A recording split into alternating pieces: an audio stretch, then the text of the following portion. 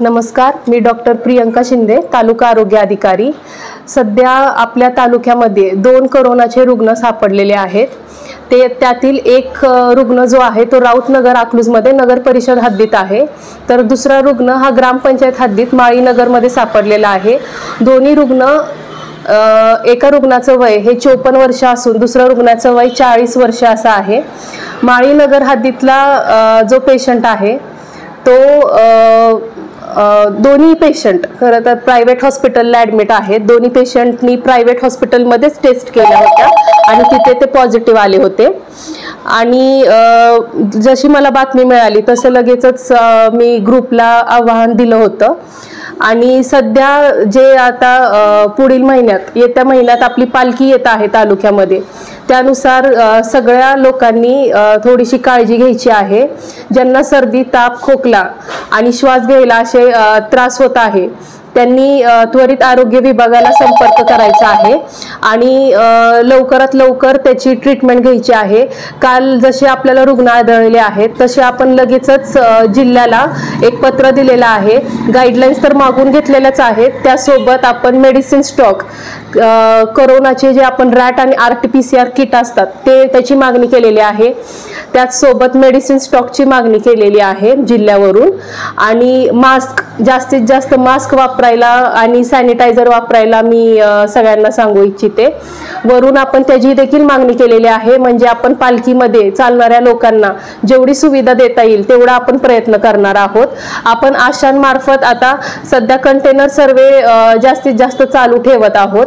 Container सर्वे dengue सोबतच कोरोनाला सुद्धा लाभदायक आहे, त्याच्यासोबतच कंटेनर सर्वे आणि त्याच्यासोबत आता कोविडमुळे त्याचंही आपण आशांमार्फत सगळ्या घरोघरी त्याबद्दल माहिती देत आहोत।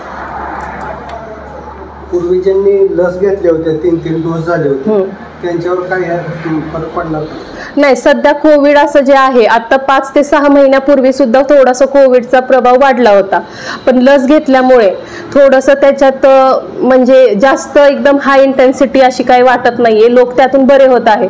घाबरायचं असं काही कारण नाहीये, फक्त आपली काळजी घेणं गरजेचं आहे।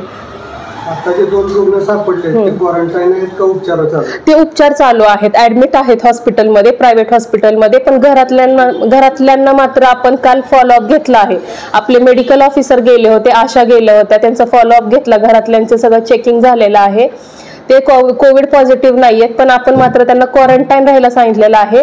सकाळीच आपले नगर परिषद सोबत माझा संपर्क झाला आहे, त्यांच्याही लोकांना मी क्वारंटाईन त्यांना ठेवावं असं सांगितलेलं आहे, त्यांचंही लक्ष असू द्यात म्हणून सांगितलेलं आहे।